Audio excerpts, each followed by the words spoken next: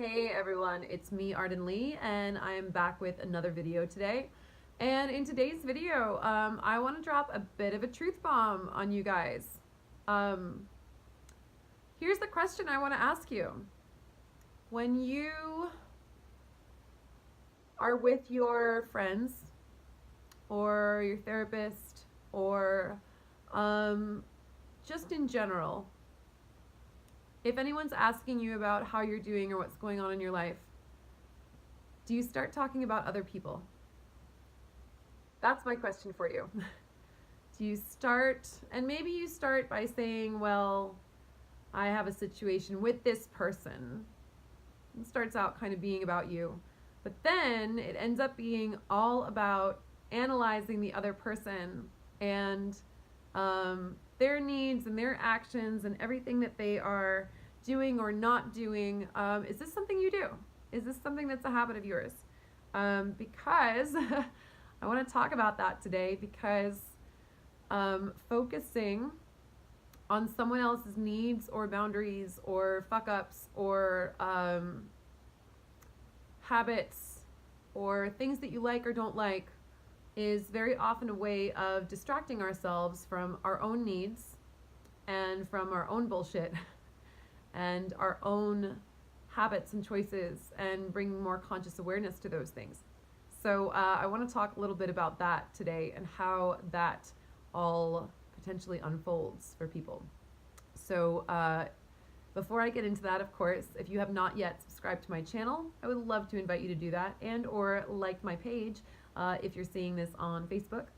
And if you're not yet familiar with me and my work, my name is Arden Lee and I am the creator of the Repatterning Project. That is an 8-week course where we hack our beliefs. We bring up all of our patterns that we've perhaps lived with for our entire lives, and we examine them. We pinpoint where they came from, and then we get to choose through our conscious awareness, do we want to stay in this pattern or do we want to change it? Because in order to move forward on actioning our goals and actually getting ourselves to a place of happiness and sustainability in our lives, we're going to need to make some very conscious choices and not simply fall back into the same old habits and patterns that we have been in out of our reactivity. So if that sounds like something that you're interested in, and who doesn't want to get their shit together, let's be honest, go ahead and look in the description box where I have left a link to a free PDF guide about the Repatterning Project so you can learn more about what it is that we do. And I also have a link to the free Facebook group that I moderate called the Repatterning Parlor. And you can hang out in there and meet like-minded individuals who are also doing this work to get in line with their own success and happiness. So we would love to see you over there. Come over and say hi. All right, so in working with people, and also this has been something that I typically did myself in the past. So again, no room to talk, but well, plenty of room to talk because not only have I been there, but I've changed it.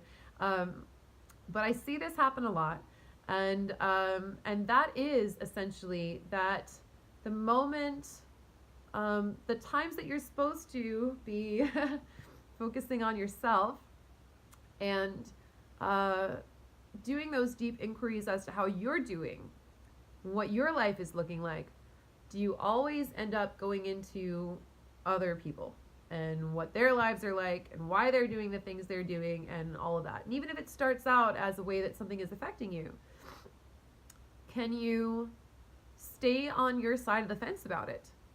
If you need to, sometimes venting these things or processing these things is sometimes helpful for us to get realizations about ourselves, sure.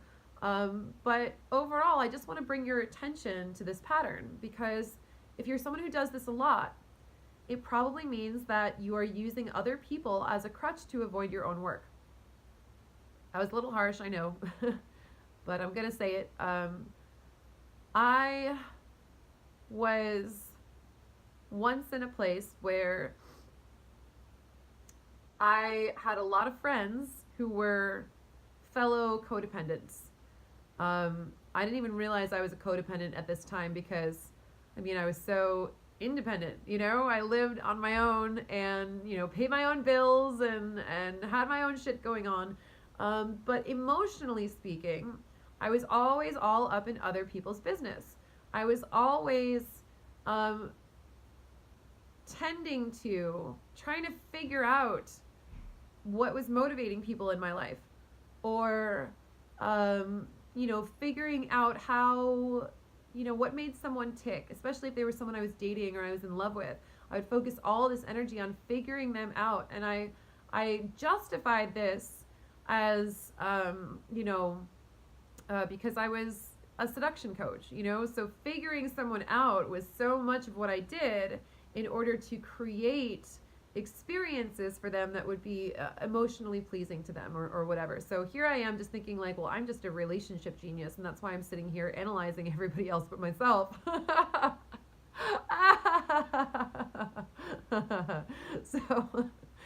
so ultimately, and I was surrounded by so many friends who were also in those habits and patterns, who didn't call me on my own shit, because we would just trade with each other. We would get together for lunch and we'd talk all about the other people in our lives. Well, this is how this person's doing, this is what I'm doing to put up with it, and blah, blah, blah. And yeah, my person is blah, blah, blah, blah, blah. And I realized after a while, I was like, wow, I'm not very present with my friends. That kind of bothers me. I should get better at that. I've been using people as emotional sounding boards to process things around other people who aren't even treating me well. These people aren't showing up for me, and I'm spending all my free time talking about them. Now, it doesn't always have to be a relationship necessarily. Sometimes it's someone you're even like annoyed by, right? Sometimes it's someone that that super triggers you. And why does that happen, right? Oh my gosh, this person, they're doing this, they're doing that, and I'm so annoyed and upset because they're doing all these things, right? And if those things are things that directly violate your boundaries, then absolutely you have every reason to be upset. And you're going to want to look at either how to establish better boundaries with this person, how to enforce your boundaries, or how to just leave the relationship if it's not working out in that capacity. But if you're noticing that you're getting upset with the way that someone else is running their own life or doing their own shit or whatever, even if you're right, even if they're being completely stupid, even if they're messing their lives up, even if their entire, social life looks like Fire Festival, why do you care? Well, I can probably answer that question for you, and it's because either you see something in yourself that you don't like about it, or more to the point, they may be just getting over something that you yourself, or no, I'm sorry, you may be just getting over something that they themselves are still doing. So, for example, if you've decided recently to quit alcohol and you're getting sober, a real serious trap is to start looking at all the people whose lives are still messed up by their substance misuse and start, pointing fingers or judging them for it. Even if you're not doing it to their faces, you're still spending all that time being like, I'm being triggered by the thing that I now no longer want to do. I feel so upset or threatened by this behavior, because if someone else can still do this, then I could still fall back into that pattern as well. I also went through this when I decided to not be super codependent anymore. I also went through this when I had to distance myself from a lot of my friends at that point. And some of them ended up being, some of them ended up doing the same work on themselves, and we got to catch up later and be like, oh, hey, how cool is it that we still get to be friends? And some people didn't, and I just couldn't be around that energy and protect myself. But if you're noticing that you're going around and talking all about the things that other people are doing and why it annoys you, if it has nothing to do with you, then you really want to ask yourself why you're being pulled by that energy. If it's choices that they're making that don't affect you, that's something to really consider. And generally the answer is that you're using those people's problems to distract you from your own shit, from your own stuff that you need to work out. And I said this in another recent video too. I think it was the video about, you can't save people who don't want to be saved. Being able to measure yourself against these people that you think are not doing as well as you are is also a way of avoiding the progress that you have ahead of you. Well, at least I'm further than that person. So I'm going to sit here and I'm going to criticize all the things that they're doing and how they're doing it wrong. Well, that's fine, but you're wasting your time. You might even be right about them. It's fine, but who cares? They're living their life, right? Not you. If you would make better choices in those circumstances, then good. Great. Then you can already acknowledge where you're already getting to where you want to be. But what's next? This is also true of people who, have codependent patterns where they're constantly trying to figure out their partner's needs, but they're not sure what their own needs are, right? Well, I know that my partner likes this and this and this, so I'm going to this and this and this and this. And again, no room to talk because I absolutely used to do that under the guise of seduction coaching. Well, here's what I can do. Here's what I can calculate. I understand them. They do this and this and that.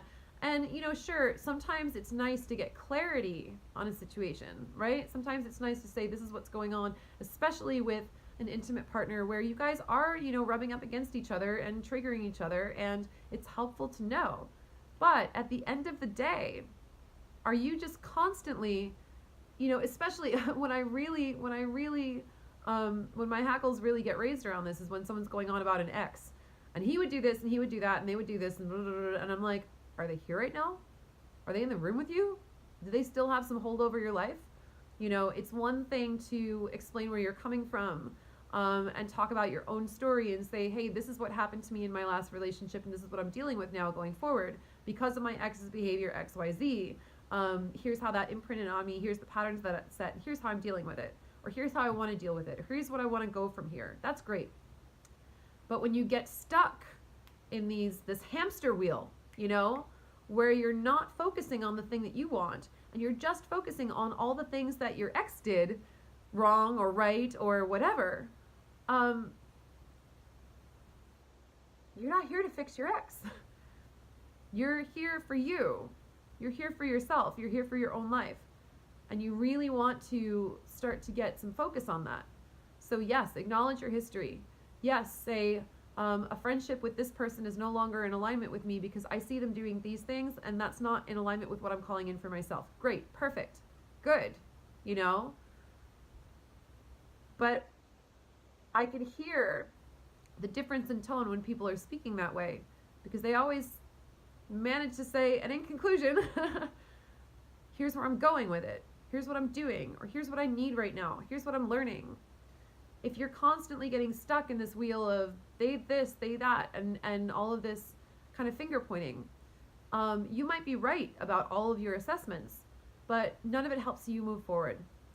And you really want to, in this time, you really want to focus on what you need to do to move forward. That's not selfish. It's actually a generous thing to do because you're taking care of yourself first and foremost. And when you get to that point, you're going to be able to take care of other people better as well. So really always bring that focus back around to yourself. It's going to be super helpful. Yeah. Where are you going from here, right? Where are you taking things? What is the direction you're heading in? What do you need right now? What are you learning from this? All of that good stuff. Then, analyze all you want. If you're taking lessons from it for yourself. But always bring it back around to why am I sitting with this? Why am I going through this? What's going on? Because again, if you're just being in reactivity to everyone around you, that's a pattern, that's a habit, and keeping you in that reactivity is keeping you from consciously creating your life. So come back to self, always. Come back to what am I doing to move forward? All right, thank you guys for watching. I hope this was helpful. I'll see you next time.